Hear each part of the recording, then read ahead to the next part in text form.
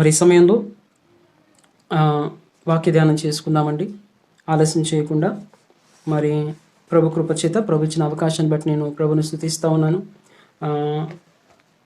మీరందరూ కూడా రెగ్యులర్గా వాక్యం వింటూ ఉన్నందుకు మిమ్మల్ని బట్టి నేను ప్రభుని గణపరుస్తూ ఆయన కొందనాలు తెలియజేస్తూ ఉన్నాను. మరి ఈరోజు దేవుడిచ్చిన వాక్యాన్ని ఒకసారి మనం చూద్దాము.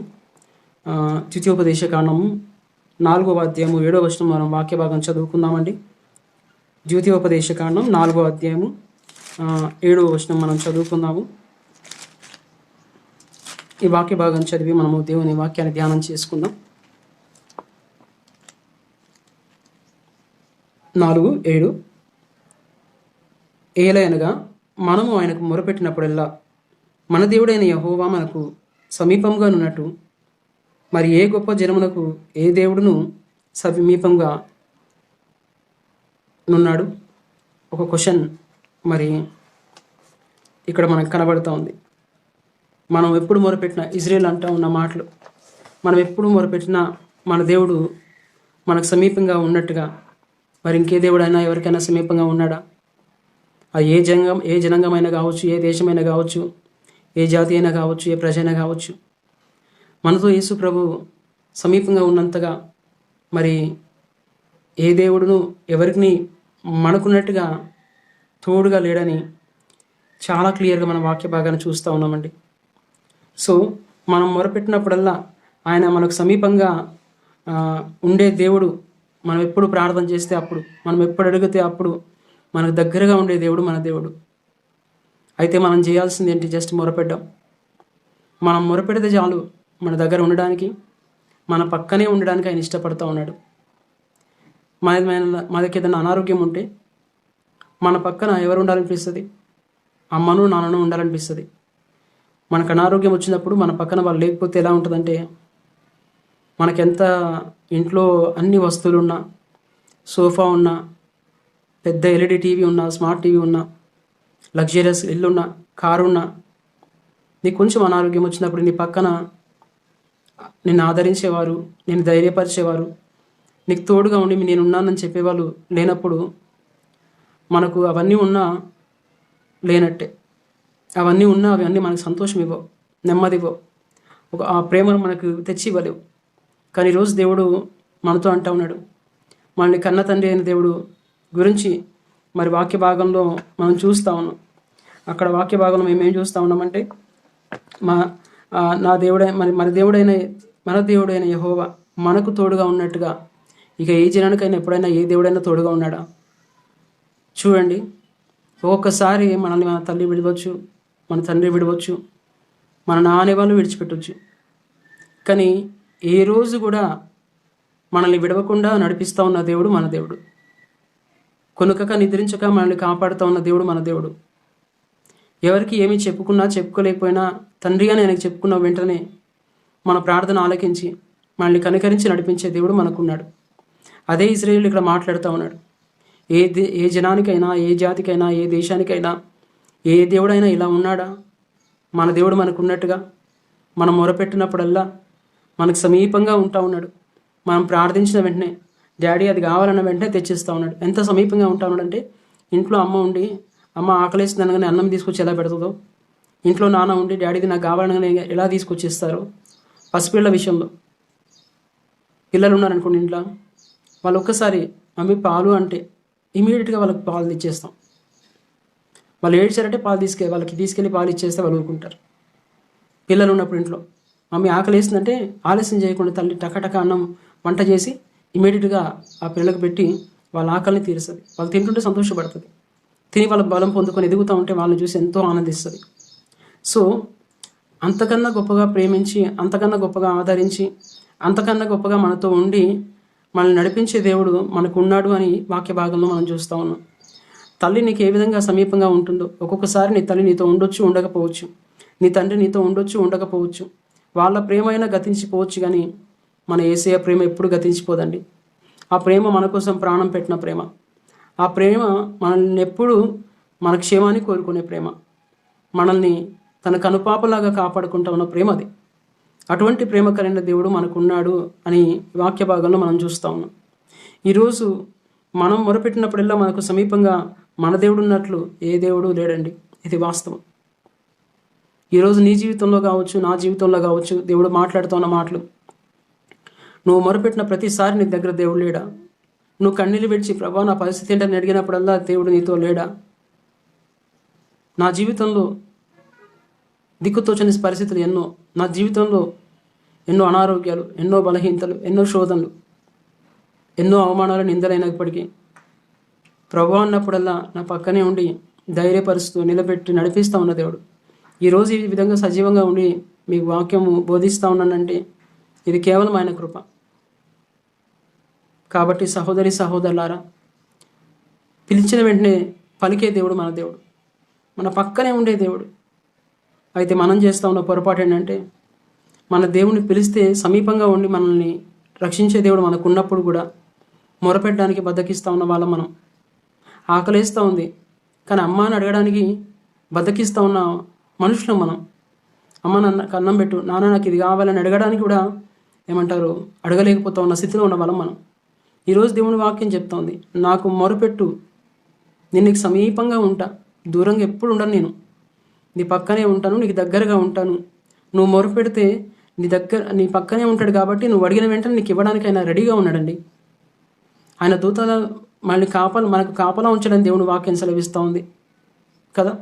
కాబట్టి ఇంత గొప్ప దేవుడు మనకు ఉన్నప్పుడు మనం భయపడకుండా ఆయనకు మొరపెట్టడం నేర్చుకుందాం. మనం ఏ రోజు కూడా ప్రార్థన అనేది నెగ్లెక్ట్ చేయకుండా, ఏ రోజు కూడా ప్రార్థనను మరి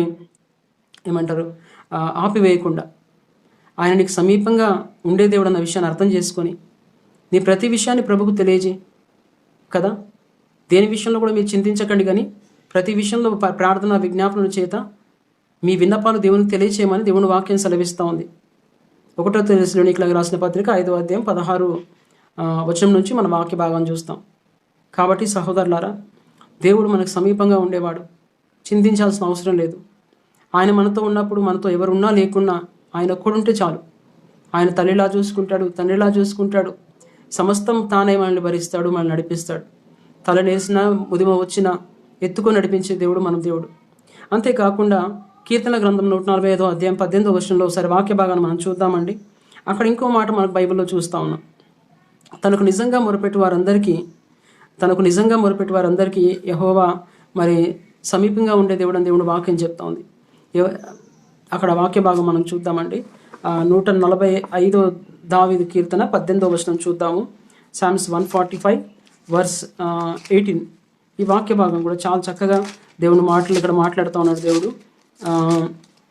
ఏమనంటే, తనకు నిజంగా మొరపెట్టు వారికి అందరికీ యెహోవా సమీపంగా ఉన్నాడు. మన దేవుడు మరొకసారి ఇంకో వాక్య భాగంలో కీర్తనకారుడు రాస్తా ఉన్న మాటలు మనం చూస్తూ ఉన్నాం. దావీదు కీర్తనకారుడు ఏమని రాస్తామనంటే, మన దేవుడు మనం నిజంగా మొరపెడితే మన దగ్గర ఉంటాడు. నిజంగా మొరపెట్టడం వేరు, నామకార్థంగా అలవాటు చొప్పున రోజు ప్రార్థన చేయడం వేరు. తెల్లారు లేచిన వెంటనే ప్రభా ఈరోజు నాతో ఉండు, నాతో రా అని అలవాటుగా చేసే ప్రార్థన. అన్నం తింటప్పుడు కళ్ళు మూసుకొని ప్రభా ఇచ్చిన ఆహారానికై స్తోత్రాలని అలవాటుతో చేసే ప్రార్థన కాదు దేవుడు అడిగేది. నాకు నిజంగా ప్రార్థన చేసేవాళ్ళు, ఎవరైతే నాకు నిజంగా ప్రార్థన చేస్తారో ఆ నిజంగా ప్రార్థన చేసే వాళ్ళ పట్ల ఆయన అంటా ఉన్నాడు, నాకు నిజంగా మొరపెట్టు వారందరికీ యెహోవా సమీపంగా ఉంటాడు. ఎవరైతే నిజంగా దేవునికి మొరపెడతారో వారికి దగ్గరగా ఉంటాడండి. దూరం పోడు, నిన్ను విడువడు, ఎడబాయడు, నీతో ఉంటాడు. నువ్వు అనుకుంటున్నావు నా దేవుడు నాతో లేడు, నాకు ఎందుకు ఈ శ్రమ, నా దేవుడు నన్ను చూస్తే నాతో ఉంటే నాకు ఈ ప్రాబ్లమ్స్ ఉండేవి కాదు కదా అన్న ఫీలింగ్లో బ్రతికే వాళ్ళం మనం. ఒక్క విషయం జ్ఞాపకం చేసుకోండి, దేవుడు ఎప్పుడు దూరం పోయేవాడు కాదు, దూరం కొట్టేవాడు కాదు. దూరం కొట్టేవాడైతే ఈ లోకానికి వచ్చి నీ కోసం నా కోసం ప్రాణం పెట్టేవాడే కాదు. కాబట్టి దయచేసి జ్ఞాపకం చేసుకోండి, ఆయన ఎవరిని దూరం కొట్టేవాడు కాదు. నువ్వు పాపివే కావచ్చు, దూరం కొట్టేవాడు కాదు. పాపాత్ముడైన స్త్రీ పాపంలో పట్టబడినప్పుడు మరి జనాలంతా ఆమెను తీసుకొచ్చి యేసుప్రభు ముందు పెట్టి, ఈమె నువ్వు దైవజనుడా ఏం చేయాలి, ఈమె చేసింది పాపం అంటే రాళ్ళతో కుట్టి చెప్పుదామా అంటే ధర్మశాస్త్రం చెప్తున్న ప్రకారంగా అంటే యేసుప్రభు ఏమన్నాడు, మీలో ఎవడైనా పాపం చేయకపోతే ఈమె మీద రాయేయండి అన్నాడు కదా. కాబట్టి ఇదైతే జ్ఞాపకం చేసుకోండి, ఆయన ఎప్పుడు మనల్ని కాపాడడానికి, పాపులనే కాపాడడానికి వచ్చిన వాడు ఆయన. అంత పాపాత్ముడైన స్త్రీనికి మరి కాపాడి ఆమెను రక్షించుకున్న దేవుడు ఆయన. నువ్వెంత పాపివైనా, నువ్వెంత మూర్ఖంగా ప్రవర్తించే వ్యక్తివైనా, నీ పాపాల నిమిత్తం నువ్వు పశ్చాత్తాపడే బిడ్డవైతే, దేవుని వైపు తిరిగే బిడ్డవైతే నీకు ఆయన సమీపంగా ఉండే దేవుడమ్మా. ఆ రోజు ఆ స్త్రీ ప్రభు పాదాల దగ్గరకు వచ్చి, అయ్యా నన్ను కనికరించండి, లేకపోతే యేసు ప్రభు దగ్గరకు వచ్చి ఆయన చాటునకు వచ్చేసింది. ఇమీడియట్గా ఆమెను కొట్టాల్సిన వాళ్ళంతా కొట్టకుండా వెళ్ళిపోయారు. ఆమె జీవితం మార్చబడింది. ఈరోజు అదే దేవుడు మనతో మాట్లాడుతూ ఉన్నాడు. తనకు నిజంగా మొరపెట్టే వారందరికీ ఆయన సమీపంగా ఉంటాడు, దగ్గరగా ఉంటాడు. ఆయన సమీపంగా ఉండడానికే అత్యున్నతమైన సింహాసనాన్ని విడిచిపెట్టుకొని లోకానికి శరీరాన్ని దాల్చుకొని వచ్చాడండి. కాబట్టి అటువంటి సజీవుడైన దేవుణ్ణి, అటువంటి జీవము గల దేవుని మనం ఆరాధిస్తూ ఉన్నాం. మనం ఆరాధిస్తూ ఉన్న దేవుని బట్టి మనం గర్వించాలి. నిజం చెప్తా ఉన్నాను, ఓకే?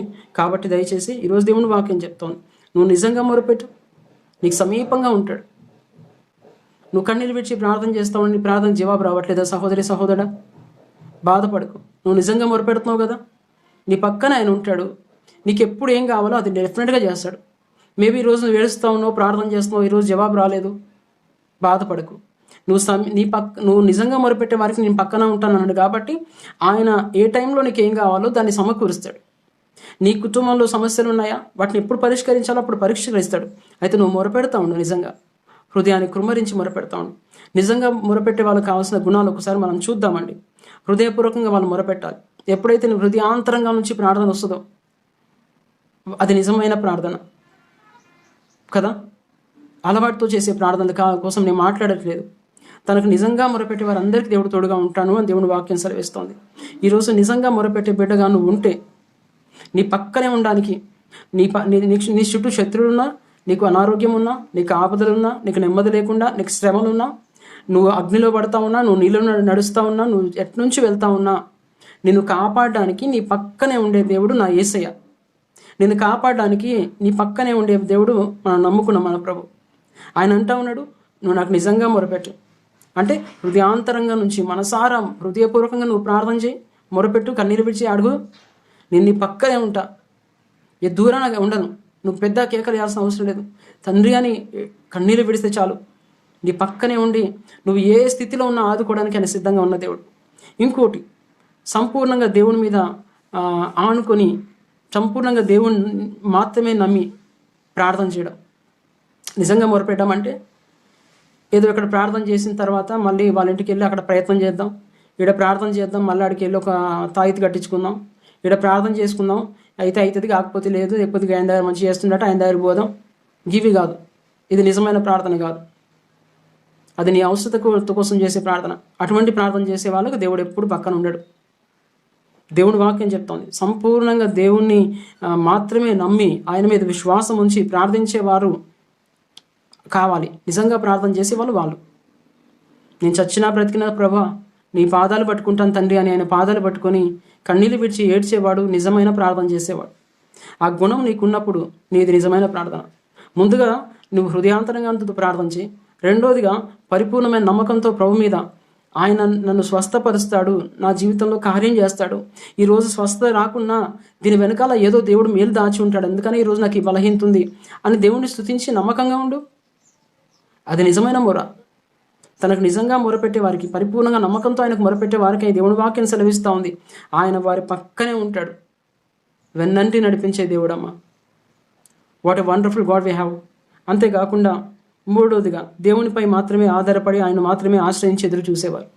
నిజంగా ప్రార్థన చేసే వాళ్ళు ఎవరంటే దేవునిపైన మాత్రమే ఆధారపడి ఆయనను మాత్రమే ఆశ్రయించి ఎదురు చూసేవారు.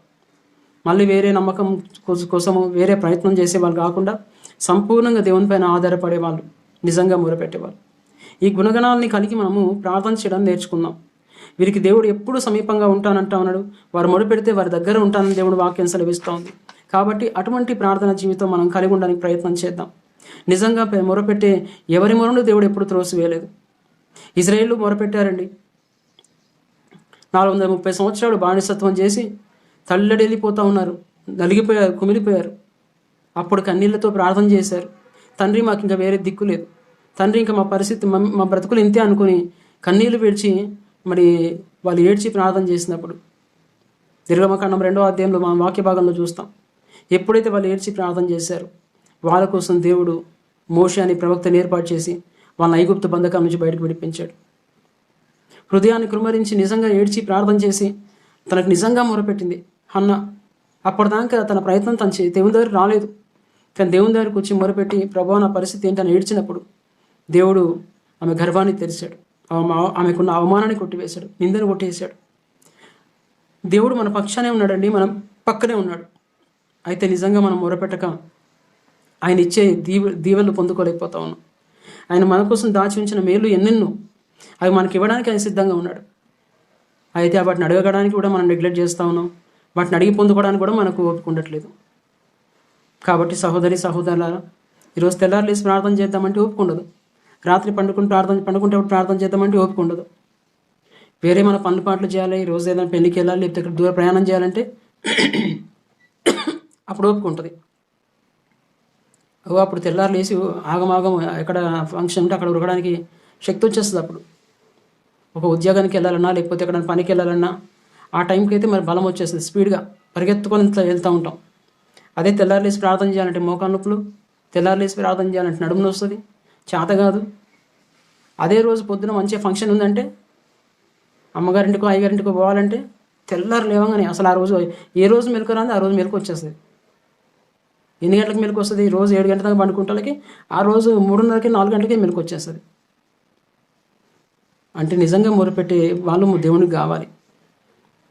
నిజంగా మొరపెట్టే వాడు డెఫినెట్గా తెల్లవారుజాము లేచి ప్రార్థన చేస్తాడు. నిజంగా దేవుడు నాకు సమీపంగా ఉండాలి అనుకుని కోరుకునేవాడు ఆయనతో సహవాసం చేస్తాడు. ఈరోజు దేవుని వాక్యం అదే మాట్లాడుతోంది. నువ్వు నిజంగా దేవునికి మొరపెట్టే బిడ్డగా ఉండాలి. నువ్వు నిజంగా మొరపెడితే ఆయన నీ పక్కనే ఉంటాడు. ఏ దేవుడు ఏ జనాంగానికి లేనట్టుగా మన దేవుడు మనకు ఎప్పుడు మన పక్షాన ఉంటాడని దేవుని వాక్యం సెలవిస్తూ ఉంది. కాబట్టి సహోదరి సహోదరులారా, మనం ఈరోజు ప్రభు బిడ్డలమైన మనందరితో దేవుడు వాక్యం మాట్లాడుతూ ఉంది. నువ్వు నిజంగా మొరపెట్టే బిడ్డగా ఉన్నావా లేదా ఒకసారి నిన్ను పరీక్షించుకో. నువ్వు నిజంగా మొరపెట్టే బిడ్డగా నువ్వు ఉన్నప్పుడు దేవుని వాక్యం చెప్తా ఉంది, దేవుడు నీకు సమీపంగా ఉండి నీ జీవితంలో బలమైన కార్యాలు చేయడానికి ఆయన ఇష్టపడుతూ ఉన్నాడు. కాబట్టి మరి అంతేకాకుండా దేవుని వాక్యం చెప్తా ఉంది, కీర్తన గ్రంథము 34వ అధ్యాయం 18వ వచనంలో దేవుని వాక్యం సెలవిస్తూ ఉంది, విరిగిన హృదయం గలవారికి ఆయన ఆసనుడు అని దేవుని వాక్యం సెలవిస్తుంది. ఆసనుడు అంటే దగ్గరగా ఉండేవాడు. ఈరోజు నీ హృదయం విరిగిపోయింది, గాయపరచబడింది, నీ ఇంట్లో ఎవరికో అనారోగ్యం వచ్చింది, నీ ఇంట్లో ఎవరికో ఆపద వచ్చింది, లేదా నీ ఒంట్లోకి అనారోగ్యం వచ్చింది. అప్పుడు ఏమొస్తుంది తెలుసా? హృదయం పగిలిపోయి కళ్ళ నుంచి నీళ్ళు వస్తాయి. అప్పుడు ఏమంటారు? ఎలా ప్రార్థన చేస్తాం? నామకార్థ ప్రార్థన చేస్తామా? ప్రార్థన చేయడానికి బద్దకిస్తామా? లేదు. వెళ్ళి కన్నీళ్ళు విడిచి దేవాని మన హృదయాన్ని కృమ్మరించి ప్రార్థన చేస్తాం. ఆ విధంగా ప్రార్థించే వారికి యెహోవా ఆసనుడు అని బైబిల్ చెప్తా ఉంది. ఆయన దగ్గరగా ఉంటాడంట. కాబట్టి ఈరోజు నా దేవుడు నీకు దగ్గర ఉండాలంటే దేవుని వాక్యం సెలవిస్తూ ఉంది, నువ్వు నిజంగా మొరపెట్టు. నీ హృదయాన్ని కృమ్మరించి మొరపెట్టు, నీ హృదయాంతరం నుంచి మొరపెట్టు. ఎవరిపైన ఆధారపడకుండా ఎటువైపు చూడకుండా ప్రభు వైపు చూసి ప్రార్థించి ఆయన మీద మాత్రమే ఆధారపడి ఆయన మాత్రమే నమ్ముకొని నువ్వు ప్రార్థన చేయి. దేవుని వాక్యం చెప్తా ఉంది, నేను నీ పక్కనే ఉంటాను, నీకు దగ్గరగా ఉంటాను, నీ సమీపంగా ఉంటాను. కాబట్టి ఈరోజు మనం చేసే ప్రార్థన మనకు జవాబు ఇవ్వడానికి దేవుడు సిద్ధంగా ఉన్నాడు. మన ప్రార్థనలన్నీ ఆలకించడానికి దేవుడు సిద్ధంగా ఉన్నాడు. అయితే ఈరోజు నిజంగా మొరపెట్టే జ్ఞానం బుద్ధి మనకుందా? ఏదో ఉపవాస ప్రార్థన గత ఎన్ని వారాల నుంచి దగ్గర 8 వారాల నుంచి ఉపవాస ప్రార్థన చేస్తూ ఉన్నాం, 9 వారాల నుంచి. ఇక అలవాటు అయిపోయింది. అలవాటు ప్రకారంగా ఉపవాసం చేస్తూ ఉన్నాము, ప్రార్థన అయిపోయినాము, దెబ్బ 2 ముద్దలు తినేసి మళ్ళీ లోకంలో కలిసిపోతా ఉన్నాము. సహోదరి సహోదరులారా, అది వాక్యానుసరమైన జీవితం కాదు. అటువంటి వాడు క్రైస్తవుడే కాదు. తనకు నిజంగా మొరపెట్టేవాడు ఉపవాసంలో ఉన్నా ఉపవాసంలో లేకున్నా ప్రార్థించే గుణం కావాలి, ప్రార్థన జీవితం కలిగి జీవించేవాడు కావాలి. ఈరోజు దేవుని వాక్యం సెలవిస్తూ ఉన్నట్టుగా మన దేవుడు ఎప్పుడు మనకు సమీపంగా ఉండాలని కోరుకుంటా ఉన్నావా? అయితే నువ్వు నిజంగా మొరపెట్టు. పొద్దున మొరపెట్టు, నిజంగా మధ్యాహ్నం మొరపెట్టు, రాత్రి మొరపెట్టు. నీ ఏ అవసరం ఉందో, ఏ అక్కరుందో, ఏ బలహీనత బంధకాలు నువ్వు ఉన్నావో వాటి కోసం ప్రభు పాదరసనాలు కన్నీళ్ళు వేడ్చి నీ హృదయాన్ని కృమ్మరించి పరిపూర్ణ నమ్మకంతో ప్రభుకు ప్రార్థన చేయి. ఆ విధంగా ప్రార్థన చేసి వారి పక్కనే నేను ఉంటానంటా ఉన్నాడు, వారిని ఆనుకొని ఉంటానని దేవుడు చెప్తా ఉన్నాడు. ఆ విరిగిన హృదయం గల వారికి దేవుడు ఆసనుడని దేవుని వాక్యం సెలవిస్తూ ఉంది. ఆ దేవుడు నీ పక్కన ఉండాలని కోరుకుంటే ఈరోజు దేవుని వాక్యం చెప్తా ఉంది, నువ్వు నిజంగా మొరపెట్టడాన్ని నేర్చుకో. ఎవరు మెప్పు కోసం సంఘాల్లో కొంతమంది ప్రార్థన చేస్తారు, దీర్ఘ ప్రార్థనలు. ఎవరో చూడాలని మనం ప్రార్థన చేయాల్సిన అవసరం లేదు, ఎవరో మెచ్చుకోవాలని మంచి మంచి వర్డ్స్ వాడి ప్రార్థన చేయాల్సిన అవసరం లేదు. కేవలం మన హృదయాంతరంగాల నుంచి నా దేవుడు చూడాలన్న ఆశతో నువ్వు ప్రార్థన చేయి. దేవుడు నీ జీవితంలో బలమైన కార్యం చేయడానికి సిద్ధంగా ఉన్నాడు.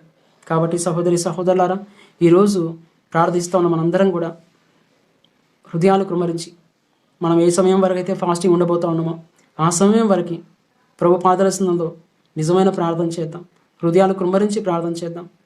నిజమైన ప్రార్థన కాకుండా ఎప్పుడు ఉంటుందో తెలుసా? ఒక మాట చెప్తాను. ప్రార్థనకి వెళ్తాం, రూమ్లో కూర్చొని మోకరించి ప్రార్థన చేస్తాం. ప్రార్థన చేస్తూ ఉంటుంటే ప్రార్థనకు బదులుగా అనేక తలంపులు వస్తాయి.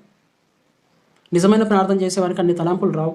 దేవుని మీద మనసు నుంచి ప్రార్థన చేసేవాడికి అన్ని తలంపులు రావు. నువ్వు మోకరించి ప్రార్థన చేస్తూ ఉన్నప్పుడు నీకు ఏమేమో గుర్తొస్తూ ఉన్నాయి, ఏమేమో ఆలోచనలు వస్తూ ఉన్నాయి, ఏమేమో గుర్తొస్తూ ఉన్నాయి అంటే నీ హృదయం దేవునితో ఆనుకోలేదు. నువ్వు నిజంగా పెడతా ఉన్న మొర అక్కడ నిజమైన ప్రార్థన కనబడట్లేదు. విరిగిన హృదయం ఓన్లీ దేవునికి అడుగుతూ ఉంటుంది. ఈరోజు నా హృదయం విరిగిపోయింది, ఏదో గాయమైంది, నా హృదయానికి ఈరోజు బాధ వచ్చింది, నా ఇంట్లో ఆపద వచ్చింది, నేనేం చేస్తాను? హృదయం అంతరంగంతో కుమిలిపోయి అదే అంశం విషయంలో ప్రభువా నువ్వు సహాయం చేయండి, కనికరించు దేవా, కృప చూపించు దేవా, నేను పాదాలు పట్టుకుని ఏడుస్తాం. అదే క్యాజువల్గా చేస్తూ ఉన్నప్పుడు మోకరించి పొద్దున్నేసి ప్రార్థన చేస్తూ నిద్రపోయేటోళ్ళు ఉంటారు. మోకరించి ప్రార్థన చేస్తే ఆ ప్రార్థన అంతసేపు కూడా వీళ్ళ పెదాల్లో మాట్లాడుతూ ఉంటే తప్ప వీళ్ళ మనసు మాత్రం ఎక్కడ ఉంటుంది. అది నిజమైన ప్రార్థన ఎలా అవుతుంది? ఈరోజు దేవుడు అంటా ఉన్నాడు, నిజమైన ప్రార్థన చేయి, నిజంగా నాకు మొరపెట్టు, నీకు నేను సమీపంగా ఉంటాను. కాబట్టి అటువంటి ప్రార్థనలు మన జీవితంలో వాటిని ఆపివేసుకుందాం. హృదయాంతరంగం నుంచి చేసే ప్రార్థనలు మనం చేసి దేవుని దయను కృపను పొందుకుందాం. ఎవరైతే నిజంగా ప్రార్థన చేస్తారో దేవుడు వారి సమీపంగా ఉంటాను, వారిని హత్తుకొని ఉంటాను, వారి పక్కనే ఉంటాను దేవుడు చెప్తా ఉన్నాడు. కాబట్టి సహోదరుడా, ఏ రోజు నీకు జవాబు రాకపోయినా నువ్వు నీ ప్రార్థనలో నిజాయితీ ఉందా లేదో ఒకసారి చూసుకో. నీ ప్రార్థనకు జవాబు రానప్పుడు ఒకసారి నిన్ను చెక్ చేసుకో. అవును ప్రభా, నేను నిజంగా ప్రార్థన చేయలేకపోయాను, నేను ఏదో అందరు మెచ్చుకోవాలను, లేకపోతే ఏదో నామకార్థంగా చేశాను, అందుకే నా ప్రార్థన జవాబు రాలేదు. కాబట్టి ప్రభా, ఈ రోజు నుంచి నిజంగా 15 నిమిషాలు ప్రార్థన చేసిన, అరగంట ప్రార్థన చేసిన, హృదయాంతరంగంతో పరిపూర్ణ నమ్మకంతో నీ వైపు చూసి ఇంకెక్కడి వైపు ఆధారపడకుండా నేను ప్రార్థన చేస్తాను దేవా. ఆ విధంగా ప్రార్థన చేస్తే నువ్వు నాతో ఉంటానన్నావు, నాకు దగ్గరే ఉంటానన్నావు కదా. ఎప్పుడైతే మన దగ్గర ఒకరు ఉన్నప్పుడు, నేను చెప్పాను మొదట్లోనే స్టార్టింగ్లో నేను మాట చెప్పాను, మనం బాధల్లో ఉన్నప్పుడు మన పక్కన ఎవరైనా ఉంటే మనం అనారోగ్యంతో ఉన్నాం, ఒక బిడ్డ అనారోగ్యంతో ఉన్నాడు, పక్కన తల్లి ఉంటే ఆ బిడ్డకున్న సగం రోగం తగిలిపోద్ది. ఎక్కడో దూరాన మమ్మీ ఉంది, వీడికి ఇంట్లో అనారోగ్యం ఉంది, మమ్మీ డాడీ ఇంట్లో లేరన్న ఆ టెన్షన్తో వాడి ఆరోగ్యం ఇంకా చెదిరిపోద్ది. అదే ఆ మమ్మీ డాడీ దగ్గరికి వస్తే వాళ్ళు ఎత్తుకుంటేప్పటికి వాళ్ళలో ఉన్న జ్వరం అంతా వెళ్ళిపోద్ది. అదేవిధంగా తండ్రి అయిన దేవుడు మన పక్కనే ఉంటే మన సమస్యలన్నీ పరిష్కారం అవుతాయండి. ఆయన పక్కన ఉండడానికి, మనతో సమీపంగా ఉండడానికి కోరుకుంటా ఉన్నాడు. అయితే దానికోసం మనల్ని ఏం చేయమంటా ఉండంటే, మీరు నిజంగా ప్రార్థన చేయండి, నేను మీతో ఉంటానని దేవుని వాక్యం ద్వారా మనతో మాట్లాడుతూ ఉన్నాడు. ఆ విధమైన వాక్యానుసారమైన జీవితం కలిగి మన ఆత్మీయ జీవితాన్ని ముందుకు కొనసాగిద్దామండి. ఈ సమయంలో ప్రభా, నేను నిజంగా ప్రార్థన చేసే జీవితం నాకు ఇవ్వు, నిజంగా నేను ప్రార్థన చేస్తే నువ్వు నా పక్కనే ఉంటానన్నావు, కాబట్టి నువ్వు నాతో ఉండేలాగా జీవించే జీవితం నాకు ఇవ్వుదేవా అని ప్రార్థన చేద్దాం. అందరం తరడు వంచి కళ్ళు మూసుకుంటే ప్రార్థన చేద్దామండి. పరిశుద్ధ ప్రేమ స్వరూపుడమైన దేవా స్తోత్రాలు, కృపామేయడానికి స్థుతులు చెల్లిస్తా ఉన్నాను. సర్వశక్తిమంతుల స్తోత్రాలు, సర్వాధికారిని కొందనాలు దేవా. నానా మీ ప్రేమ, మీ వాత్సల్యం, మీ కృపా కనికరాలు చొప్పున దేవా ఇదిగో తండ్రి, ఈ రోజు నా తండ్రిగో ప్రభా, తనకు నిజంగా మొరపెట్టి వారందరికీ సమీపంగా ఉంటానని మీరు మాట్లాడారు. విరిగిన హృదయానికి యెహోవా ఆసనుడని నీ వాక్యం ద్వారా మాట్లాడావు. ఇదిగో తండ్రి, మరి ఇజ్రాయేల్ అంటా ఉన్నారు తండ్రి, మేము ప్రార్థన చేసినప్పుడు మా ప్రార్థన విని మా పక్షాన ఉన్నట్టుగా ఏ దేవుడైనా ఎవరికైనా ఎప్పుడైనా ఈ విధంగా తోడుగా ఉన్నాడా? అంత గొప్పగా మా దేవుడు మాకు తోడుగా ఉంటా ఉండని వారు సాక్ష్యం ఇస్తూ ఉన్నారు. అవును దేవా, మేము ఎప్పుడు ప్రభా తండ్రి అని మా కన్నీళ్ళు విడిచి నీ వైపు చూసినప్పుడు ప్రతి క్షణం మమ్మల్ని కౌగిలించి మీ కౌగిట్లో భద్రపరిచి కాపాడి నడిపిస్తున్న దేవానికి స్తోత్రాలు. అవును దేవా, నిజంగా మొరపెట్టే వారికి నేను తోడుగా ఉంటానని ఈరోజు మాతో మాట్లాడిన దేవానికి స్తోత్రాలు. అయితే నువ్వు మాకు తోడుగా ఉండలాగిన నిజమైన ప్రార్థనా జీవితాన్ని కలిగి, మొరపెట్టే జీవితాన్ని కలిగి ప్రభా, అయా నిజమైన ప్రార్థనా జీవితం చేసే వాళ్ళకి తండ్రి, వాళ్ళు ఎటువైపు చూడరు, వాళ్ళ హృదయాంతరం నుంచి ప్రార్థన చేస్తారు, ఇంకెటువైపు నమ్మకం ఉంచరు, కేవలం దేవుని పైన మాత్రమే నమ్మకం ఉంచుతారు. ఇంకా తండ్రి అటు ఇటు ప్రయత్నాలు చేయకుండా సంపూర్ణంగా వాళ్ళ మనసు నీ మీద ఉంచుకొని ప్రభు వారి ఆత్మీయ జీవితంలో ముందుకు సాగుతారు. కాబట్టి అటువంటి ఆత్మీయ జీవితాన్ని మాకు ఇచ్చి మమ్మల్ని బలపరిచి నడిపించమని కోరుకుంటూ, ఈరోజు మరి సాయంకాలం వరకు ఉపవాసంలో ఉండి ప్రార్థించబోతా ఉన్న ప్రతి బిడ్డను ప్రభ నిజమైన ప్రార్థన చేసే బిడ్డలుగా మీరు వారి పక్షాన ఉండేలాగా మీరు కృప చూపించి సహాయం చేయమని, ముఖ్యంగా తండ్రి లైవ్లో వాక్యం విన్న ప్రతి బిడ్డను దీవించండి, వారి కుటుంబాల్లో సమాధానం నెమ్మది దయచేయండి, ఆయన ఆరోగ్యాన్ని గ్రహించండి, అనారోగ్యాలు ఆటంకాలు ఉంటే యేసు నామములో బంధిస్తున్నాను కాల్చివేయండి, నీ సన్నిధి అభిషేకం వారి మీద ఉంచండి. ముఖ్యంగా నా తండ్రి గో ప్రభా, ఆర్థికంగా ఆత్మీయంగా ఏ సమస్యలో ఉన్న మీరే విడిపించి బలపరచమని ప్రత్యేకంగా తండ్రి ఈ సమయంలో నా ప్రభా తర్వాత కూడా ప్రభా ఈ వాక్యం వినబోతా ఉన్న ప్రతి బిడ్డను ధైర్యపరచండి, బలపరచండి. వారికి మీరు సమీపంగా ఉండాలంటే ఏం చేయాలో ఈరోజు వాక్యం ద్వారా మీరు మాట్లాడారు కాబట్టి ఈ వాక్యానుసారమైన జీవితాన్ని బిడ్డలకిచ్చి మీ నామానికి మహిమ తెచ్చుకోమని ప్రత్యేకంగా తండ్రి మమ్మల్ని మీ చేతి సమర్పించుకుంటా ఉన్నాం. మీ కృపతో మమ్మల్ని నింపి నడిపించమని, ముఖ్యంగా తండ్రి ఓ ప్రభా మరి ప్రపంచాన్ని తలకిందులు చేస్తా ఉన్న తండ్రి ఈ వైరస్కి ప్రభా ఈ కరోనా వైరస్కి తండ్రి మీరే తండ్రి ఓ ప్రభా సైంటిస్టులకు మంచి జ్ఞానం అనుగ్రహించి ఒక వ్యాక్సిన్ దయచేయమని ప్రార్థిస్తా ఉన్నాం. దేవా మరి ముఖ్యంగా నా ప్రభు తండ్రి మా దేశాన్ని ప్రభు తండ్రి ఈ పాజిటివ్ కేసెస్ సంఖ్య నుంచి విడిపించండి. దేవా మా దేశంలో ప్రతి బిడ్డకు మంచి ఆరోగ్యమైన శక్తిని దయచేయండి తండ్రి. మరి గవర్నమెంట్స్ రన్ చేస్తా ఉన్న తండ్రి మరి అధికారులకు ప్రభు తండ్రి మరి మినిస్టర్స్కి నా ప్రభా కావాల్సిన జ్ఞానం దయచేయండి. ప్రజల్ని ప్రేమించి తను పరిపాలించే మనసులు వారికి దయచేయండి. దేవా మరి ఎక్కడ అన్యాయం జరగకుండా సహాయం చేయండి. మా దేశాన్ని ఆశీర్వదించి దీవించండి ప్రభా. మరొకసారి తండ్రి దేవుని ప్రార్థిస్తున్న ప్రార్థన ఆలకించి మరొకసారి నాతో పాటు లైవ్లో ఉన్న ప్రతి బిడ్డ కుటుంబాన్ని ఆశీర్వదించమని నన్ను నీ చేతికి సమర్పించుకుంటూ ఈరోజు నాతో పాటు ప్రార్థిస్తున్న ప్రతి బిడ్డను మీ చేతికి అప్పగించుకుంటూ ఈ ప్రార్థన నా ప్రభు నా రక్షకుడైన యేసు నామములో అడిగి వేడుకుంటున్నాను తండ్రి, ఆమెన్. మన తండ్రి అయిన దేవుని ప్రేమ, ప్రభు అయిన యేసుక్రీస్తు కృప, పరిశుద్ధాత్మ దేవుని అన్యోన్య సహవాసం సమాధానం ఇప్పుడు సదాకాలం మనకందరి తోడుగా నడిపించును గాక. Amen, amen, amen. God bless you. Praise lord brothers and sisters. మరి రేపు ఉదయం 10 గంటలకు ఉదయం 11 గంటలకు యథావిధిగా మనకి ఆన్లైన్లో రేపు యూట్యూబ్లో ప్లస్ ఫేస్బుక్లో మనకి వాక్యం అందజేయబడుతుంది. కాబట్టి దయచేసి మీరందరూ కూడా మరి వాకింగ్ కోసం సిద్ధపడాల్సిందిగా ప్రోపేట మనం చేస్తూ ఉన్నాను. అయితే యూట్యూబ్లో వింటా ఉన్నామని నెగ్లిజెన్స్ చూపించొద్దండి. ఎందుకంటే ప్రజెంట్గా చర్చిల్లో మనం కలిసే అవకాశం లేక ఈ విధంగా మనం వాక్యము ధ్యానం చేసుకుంటా ఉన్నాం. కాబట్టి త్వరలో ప్రభు మనల్ని సమాజంగా కూడుకొని ఆరాధించడానికి దేవుడు మార్గాలు తెలిసేలాగా ప్రార్థించాల్సిందిగా ప్రోపేట మనవి చేస్తూ ఈ కొద్ది మాటలు ముగిస్తాను. Thank you. Praise lord. God bless you all.